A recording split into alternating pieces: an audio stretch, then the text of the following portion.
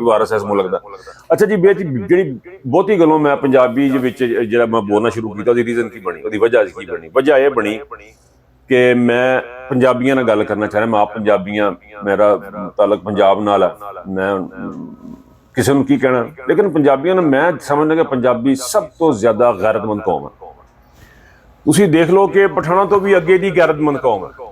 ਇਹ ਇਤਨੇ ਗੈਰਤਮੰਦ ਨੇ ਕਿ ਇਹਨਾਂ ਕੋਲੋਂ ਕੋਈ ਚਾਚਾ ਮਾਮਾ ਤਾਇਆ ਕਦੀ ਬਰਦਾਸ਼ਤ ਨਹੀਂ ਹੁੰਦਾ। ਇਹਨਾਂ ਦਾ ਗੈਰਤ, ਇਹਨਾਂ ਦਾ ਨੱਕ ਸਭ ਤੋਂ ਉੱਤੇ ਹੈ। ਇਹਨਾਂ ਦੀ ਗੈਰਤ ਔਰ ਇਹਨਾਂ ਦਾ ਨੱਕ ਸਭ ਤੋਂ ਉੱਤੇ ਹੈ। ਉਸ ਤੋਂ ਬਾਅਦ ਬਾਕੀ ਕੌਮਾਂ ਆਉਣਗੀਆਂ, ਉਸ ਤੋਂ ਬਾਅਦ ਬਲੋਚੀ ਆਉਣਗੇ, ਸਿੰਧੀ ਆਉਣਗੇ, ਪਠਾਨ ਆਉਣਗੇ, ਫਿਰ ਬਾਕੀ ਦੀ ਗੈਰਤ ਆਏਗੀ। ਮੈਂ ਸਾਬਤ ਕਰ ਸਕਦਾ ਇਹਨਾਂ ਦੀ। ਸਰ, ਤੁਹਾਨੂੰ ਆਪਣੀ ਧੀ ਸਭ ਤੋਂ ਪਿਆਰੀ ਹੁੰਦੀ ਹੈ, ਤੁਹਾਨੂੰ ਆਪਣੀ ਔਲਾਦ ਸਭ ਤੋਂ ਪਿਆਰੀ ਹੁੰਦੀ ਹੈ, ਲੇਕਿਨ ਇੱਥੇ ਗੈਰਤ ਦੇ ਵਿੱਚ ਗੈਰਤਮੰਦ ਜਿਹੜਾ ਪਾਕਿਸਤਾਨੀ ਹੈ ਧੀ ਨੂੰ ਕਤਲ ਕਰ ਦਿੰਦੇ ਆ, ਕਿਉਂਕਿ ਧੀ ਨੂੰ ਕੋਈ ਹੋਰ ਮੁੰਡਾ ਪਸੰਦ ਆ ਗਿਆ ਸੀ, ਇਸ ਲਈ ਉਹਨੂੰ ਕਤਲ ਕਰ ਦਿੰਦੇ, ਮਾਰ ਦਿੰਦੇ ਆ। ਜਾਨ ਤੋਂ ਮਾਰ ਦੇਣਾ ਕਿਸੇ ਆਪਣੇ ਬੱਚੇ ਨੂੰ, ਆਪਣੇ ਕਿਸੇ ਬਾਲ ਨੂੰ ਜਾਨ ਤੋਂ ਮਾਰ ਦੇਣਾ ਕੋਈ ਸੌਖਾ ਕੰਮ ਤੇ ਨਹੀਂ। ਮੁਹੱਬਤ ਦੀ ਇੰਤਹਾ ਹੈ। ਇੱਕ ਔਲਾਦ ਦੇ ਨਾਲ ਜਿਹਨੂੰ ਪਾਲ ਤੁਸੀਂ ਵੱਡਿਆਂ ਕੀਤਾ ਹੁੰਦਾ, ਉਹਦੇ ਨਾਲ ਤੁਸੀਂ ਪਿਆਰ ਕਿ ਮੁਹੱਬਤ ਕਰਦੇ ਹੋ, ਉਹਨੂੰ ਆਪਣੇ ਹੱਥੀਂ ਮਾਰ ਦੇਣ ਵਾਲਾ ਬੰਦਾ ਗੈਰਤ ਦੀ ਵਜ੍ਹਾ ਨਾਲ, ਉਸ ਤੋਂ ਵੱਡਾ ਗੈਰਤਮੰਦ ਕਿਹੜਾ ਹੋਏਗਾ ਦੱਸੋ? ਉਸ ਤੋਂ ਵੱਡੀ ਕੋਈ ਗੈਰਤਮੰਦ ਸ਼ੈ ਹੈ? ਕੋਈ ਬੰਦਾ ਹੋ ਸਕਦਾ ਉਸ ਤੋਂ ਵੱਡਾ ਗੈਰਤਮੰਦ? ਪੰਜਾਬੀ ਏਡਾ ਗੈਰਤਮੰਦ ਹੈ, ਆਪਣੀ ਧੀ ਮਾਰ ਦੇਗਾ, ਆਪਣਾ ਬੱਚਾ ਮਾਰ ਦੇਗਾ, ਜੇ ਕੋਈ ਉਹਦੇ ਨਾਲ ਉੱਚੀ ਬੋਲੇ ਤੇ ਉਹਦੇ ਜਿਹੇ ਸੋਟਾ ਮਾਰ ਦੇਗਾ, ਉਹਨੂੰ ਕਤਲ ਕਰ ਦੇਗਾ। ਤੁਸੀਂ ਜੇਲ੍ਹਾਂ ਭਰੀਆਂ ਪੰਜਾਬ ਦੀਆਂ ਗੈਰਤਾਂ ਦੇ ਨਾਲ, ਇੰਨੇ ਗੈਰਤਮੰਦ ਆ। ਲੇਕਿਨ ਉਹਨਾਂ ਨੂੰ ਅਗਰ ਗੈਰਤ ਨਹੀਂ ਆਉਂਦੀ ਤੇ ਉਹ ਇਸ ਗੱਲ ਤੇ ਨਹੀਂ ਆਉਂਦੀ ਕਿ ਪਾਕਿਸਤਾਨ ਦੇ ਹਾਲਾਤ ਕੀ ਬਣੇ, ਉਹਨੂੰ ਉਹਦੇ ਨਾਲ ਕੋਈ ਗਰਜ਼ ਨਹੀਂ ਹੈਗੀ। ਮੇਰੀ ਹੁਣ ਇਸ ਗੱਲਬਾਤ ਕਰਨ ਦਾ ਮਤਲਬ ਇਹ ਹੈ ਕਿ ਭਾਜਨ ਤੁਹਾਡੇ 'ਚ ਇੰਨੀ ਗੈਰਤ ਹੈ, ਤੁਹਾਡੇ 'ਚ ਇੰਨੀ ਗੈਰਤ ਹੈ ਕਿ ਆਪਣੇ ਬੱਚੇ ਤੱਕ ਮਾਰ ਦਿੰਦੇ ਤੁਸੀਂ। ਨੱਕ ਤੁਹਾਡਾ ਇੰਨਾ ਉੱਚਾ ਹੈ ਕਿ ਤੁਹਾਨੂੰ ਆਲੂ ਨਾਲ ਇੱਕ ਲੱਭੇ ਫੌਤਗੀ ਦੇ, ਬੋਟੀ ਨਾਲ ਇੱਕ ਲੱਭੇ ਫੌਤਗੀ ਦੇ ਤੇ ਤੁਸੀਂ ਰੁੱਸ ਜਾਂਦੇ ਜੇ। ਪੂਰੇ ਦਾ ਪੂਰਾ ਖਾਨਦਾਨ ਅੱਗੇ ਲਾ ਲੈਂਦੇ ਆ। ਮੀਟਿੰਗਾਂ ਨਹੀਂ ਮੁੱਕਦੀਆਂ ਇਹਨਾਂ ਦੀਆਂ, ਪੰਜਾਬੀਆਂ ਦੀਆਂ। ਮਸੀਤਾਂ ਚਲੇ ਜਾਓ, ਉੱਥੇ ਗੈਰਤਮੰਦ ਇਹਨੇ ਨੇ ਨਿੱਕੀ ਨਿੱਕੀ ਗੱਲ ਦੇ ਉੱਤੇ ਕਿ ਧੁਨੀ ਤੋਂ ਉੱਤੇ ਹੱਥ ਕਿਉਂ ਬਣਿਆ ਸੀ, ਧੁਨੀ ਤੋਂ ਥੱਲੇ ਹੱਥ ਕਿਉਂ ਬਣਿਆ ਸੀ। ਸਰ, ਇੰਨੀ ਗੱਲ ਦੇ ਉੱਤੇ ਗੈਰਤ ਖਾ ਜਾਂਦੇ ਆ। ਇੰਨੀ ਗੱਲ ਤੇ ਗਲਤ ਖਾਣ ਵਾਲੇ ਬੰਦੇ ਜਿਹੜੇ ਨੇ ਉਹ ਘਰਾਂ 'ਚ ਬੈਠੇ ਨੇ। ਹਰ ਗੱਲ ਜੀ ਓਵਰਸੀਜ਼ ਪਾਕਿਸਤਾਨੀ ਜਿਹੜਾ ਬੜਾ ਬਿਹਤਰੀਨ ਆ, ਬੜਾ ਕੰਮ ਕਰਦਾ, ਬੜਾ ਜ਼ੋਰੋ ਸ਼ੋਰ ਨਾਲ ਕੰਮ ਕਰ ਰਿਹਾ ਓਵਰਸੀਜ਼ ਪਾਕਿਸਤਾਨੀ, ਤੁਹਾਨੂੰ ਸਲਾਮ ਆ।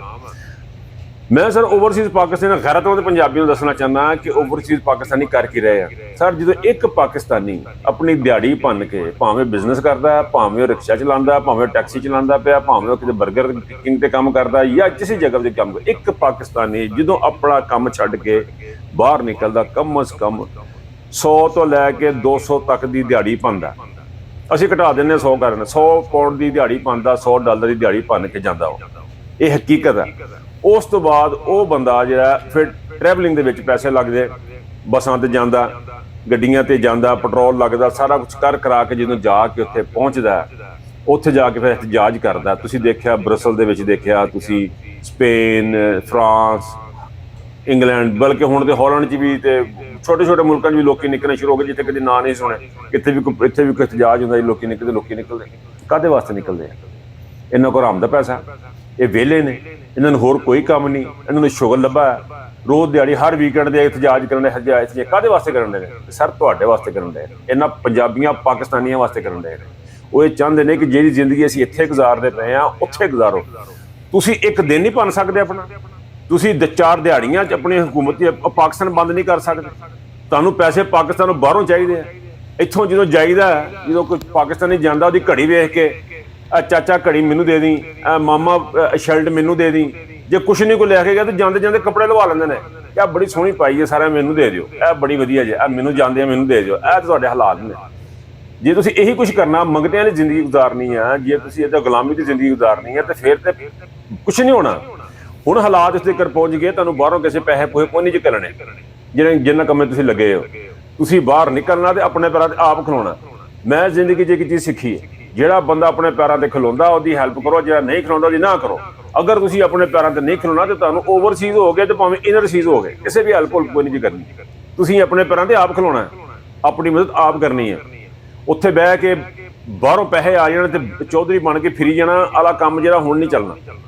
ਹੁਣ ਚੱਲੀਆਂ ਨੇ ਗੋਲੀਆਂ, ਹੁਣ ਬੰਦੇ ਮਰੇ ਨੇ, ਹੁਣ ਤੁਸੀਂ ਮਰਵਾਏ ਨੇ, ਤੁਸੀਂ ਕੋਲ ਬਹਿ ਕੇ ਮਰਵਾਏ ਨੇ। ਤੁਹਾਨੂੰ ਉਦੋਂ ਰਾਤ ਨੂੰ ਨਿਕਲਣਾ ਚਾਹੀਦਾ ਸੀ ਕਿ ਸਾਰੇ ਦੇ ਸਾਰੇ ਅਸੀਂ ਬਾਹਰ ਨਿਕਲ ਜੀ, ਇਸਲਾਮਾਬਾਦ ਹਮਲਾ ਹੋ ਗਿਆ, ਅਸੀਂ ਸਾਰੇ ਬਾਹਰ ਆ ਰਹੇ ਹਾਂ। ਤੁਹਾਨੂੰ ਇਹ ਚਾਹੀਦਾ ਸੀ, ਤੁਹਾਨੂੰ ਪੰਜਾਬੀਆਂ ਨੂੰ, ਸਿੰਧੀਆਂ ਨੂੰ, ਹਰ ਇਲਾਕੇ ਦੇ ਜਿਹੜੇ ਹੈ ਸਨ ਲੋਕ ਰਹਿਣਾ ਉਹਨਾਂ ਨੂੰ ਇਸ ਤਰ੍ਹਾਂ ਚਾਹੀਦਾ ਸੀ। ਤੁਸੀਂ ਦੇਖਦੇ ਵਿੱਚ ਪੀਟੀਏ ਨੇ ਕਾਲ ਆਫ ਕਰ ਦਿੱਤਾ, ਉਹਨਾਂ ਨੇ ਇਤਜਾਜ ਬੰਦ ਕਰਤਾ, ਫਲਾਣਾ ਹੋ ਗਿਆ, ਦੂਜੇ ਦਾ ਪਾ ਦਿਆ ਕਰੋ ਸਾਰੇ ਕੰਮ। ਜਦੋਂ ਤਿੱਕਰ ਤੁਸੀਂ ਆਪ ਨਹੀਂ ਨਿਕਲਣਾ, ਜਿਸ ਤਿੱਕਰ ਤੁਸੀਂ ਆਪਣੀ ਮਦਦ ਆਪ ਨਹੀਂ ਕਰਨੀ, ਕਿਸੇ ਨੇ ਤੁਹਾਡੀ ਮਦਦ ਨਹੀਂ ਜੀ ਕਰਨੀ। ਇਹ ਲਿਖ ਲਓ, ਅੱਲਾਹ ਤਾਲਾ ਫਰਮਾਉਂਦੇ ਨੇ ਕਿ ਮੈਂ ਉਹਦੀ ਮਦਦ ਕਰਨਾ ਜਿਹੜੀ ਮਦਦ ਆਪ ਕਰਦੀ। ਤੂੰ ਉੱਠ ਕੇ ਤੁਰਦੇ ਹੋ, ਤੁਰ ਕੇ ਜਾਂਦੇ ਹੋ, ਫਿਰ ਰੱਬ ਦੀ ਮਦਦ ਦੇ ਨਾਲ ਸ਼ਾਮਲ ਹੁੰਦੀ, ਜਿਸ ਕੰਮ ਲਈ ਜਾਂਦੇ ਫਿਰ ਕੰਮ ਹੁੰਦਾ। ਇਹਨਾਂ ਗੱਲਾਂ ਦਾ ਸੋਚੋ ਬਹਿ ਕੇ। ਮੇਰਾ ਪੰਜਾਬੀ 'ਚ ਅੱਜ ਗੱਲ ਕਰਨ ਦਾ ਮਕਸਦ ਹੀ ਪੰਜਾਬੀਆਂ ਦੇ ਨਾਲ ਸੀ ਕਿ ਭਾਜਨ ਏਦਾਂ ਗੱਲ ਨਹੀਂ ਜੀ, ਹੁਣ ਅੱਗੇ ਵਧਣੀ। ਹੁਣ ਜਿਹੜਾ ਕੰਮ ਜਿਹੜਾ ਵੱਧ ਗਿਆ, ਕੰਮ ਬਹੁਤ ਅੱਗੇ ਨਿਕਲ ਗਿਆ। ਔਰ ਉਹਨਾਂ ਬਗੈਰ ਤੋਂ ਦੇਖੋ, ਉਹਨਾਂ ਨੇ ਇਸ ਆਪਰੇਸ਼ਨ ਦਾ ਨਾਂ ਰੱਖਿਆ ਰੈੱਡ ਵਾਟਰ, ਲਾਲ ਪਾਣੀ। ਯਾਨੀ ਤੁਹਾਡਾ ਖੂਨ ਜਿਹੜਾ ਲਾਲ ਪਾਣੀ ਹੈ, ਤੁਹਾਨੂੰ ਦੱਸਣ ਡਏ ਨੇ ਉਹ ਸਾਰਾ, ਤੁਹਾਨੂੰ ਦੱਸਣ ਡਏ ਨੇ ਤੁਹਾਡੀ ਸਟੈਬਲਿਸ਼ਮੈਂਟ। ਗੋਹਰ ਸਾਹਿਬ ਤੁਹਾਡੀ ਸਟੈਬਲਿਸ਼ਮੈਂਟ, ਤੁਹਾਨੂੰ ਗੋਹਰ ਸਾਨੂੰ ਪੰਜਾਬੀ ਨਹੀਂ ਆਉਂਦੀ, ਮੇਰੀ ਕੋਈ ਗੱਲ ਜਾ ਕੇ ਸਮਝਾ ਦੇ। ਕਿ ਮੁੰਡਾ ਅਜੀ ਨਜ਼ਰਬਾਜ਼ ਨਾਮ ਦਾ ਇੱਕ ਭਾਈ ਹੈਗਾ, ਇੰਗਲੈਂਡ ਰਹਿੰਦਾ, ਤੁਹਾਨੂੰ ਦੱਸਣ ਡਿਆ ਸੀ ਕਿ ਬਗੈਰ ਤੋਂ ਰੈੱਡ ਵਾਟਰ ਦਾ ਮਤਲਬ ਹੈ ਲਾਲ ਪਾਣੀ। ਤੁਹਾਡਾ ਖੂਨ ਲਾਲ ਪਾਣੀ ਕਿਹਾ ਗਿਆ, ਤੁਹਾਨੂੰ ਬਾਰ-ਬਾਰ ਦੱਸਣ ਡਏ ਨੇ। ਤੁਸੀਂ ਇਹਨਾਂ ਕੋ ਆਪਣੀ ਗੁਲਾਮੀ ਚੋਂ ਨਿਕਲਣਾ ਕਿ ਨਹੀਂ ਨਿਕਲਣਾ, ਇਹ ਫੈਸਲਾ ਤੁਸੀਂ ਕਰਨਾ। ਬਾਕੀ ਰਹਿ ਗਈ ਖਾਨ ਸਾਹਿਬ ਦੀ ਗੱਲ, ਤਾਂ ਖਾਨ ਸਾਹਿਬ ਤੇ ਪਹੁੰਚ ਗਏ ਨੇ ਸਰ, ਕਲੰਦਰੀ ਦੇ ਮੁਕਾਮ ਤੇ ਪਹੁੰਚ ਗਏ ਨੇ, ਬਹੁਤ ਅੱਗੇ ਨਿਕਲ ਗਏ ਨੇ ਸਰ। ਖਾਨ ਸਾਹਿਬ ਨੂੰ ਤਾਂ ਛੱਡ ਦਿਓ, ਖਾਨ ਸਾਹਿਬ ਨੂੰ ਤਾਂ ਕਿਤਾਬਾਂ 'ਚ ਲਿਖ ਕੇ ਪੜ੍ਹਾਇਆ ਜਾਏਗਾ, ਦਿਖਾਇਆ ਜਾਏਗਾ ਕਿ ਇੱਕ ਇਨਸਾਨ ਸੀ, ਇਸ ਤਰ੍ਹਾਂ ਉਹਨੇ ਜ਼ਿੰਦਗੀ ਗੁਜ਼ਾਰੀ, ਉਹਨੇ ਅਚੀਵਮੈਂਟਾਂ ਕੀਤੀਆਂ, ਕੰਮ ਕੀਤੇ, ਤੇ ਮਾਰਿਆ ਕਿਸ ਬਗੈਰਤ ਨੇ? ਆਸਮ ਮੁਨੀਰ ਦੇ ਜਰਨੈਲਾਂ ਨੇ। ਹਿਸਟਰੀ ਹੈ ਦੁਨੀਆ ਦੇ ਵਿੱਚ ਜਰਨੈਲਾਂ ਦੀ, ਪੂਰੀ ਦੁਨੀਆ ਦੀ ਜਰਨੈਲਾਂ ਦੀ ਹਿਸਟਰੀ ਹੈ। ਜਿੱਥੇ ਜਿੱਥੇ ਜਰਨੈਲ ਹੋਇਆ ਉੱਥੇ ਉੱਥੇ ਗੰਦ ਹੋਇਆ। ਗੱਲ ਲੰਬੀ ਹੋ ਜਾਏਗੀ, ਆਪਣਾ ਬਹੁਤ ਖਿਆਲ ਰੱਖਿएगा। उर्दू जो निकल ना, अपना बहुत ख्याल रखेगा, उर्दू जो निकल अपना बड़ा ख्याल रखा है जी। अल्लाह।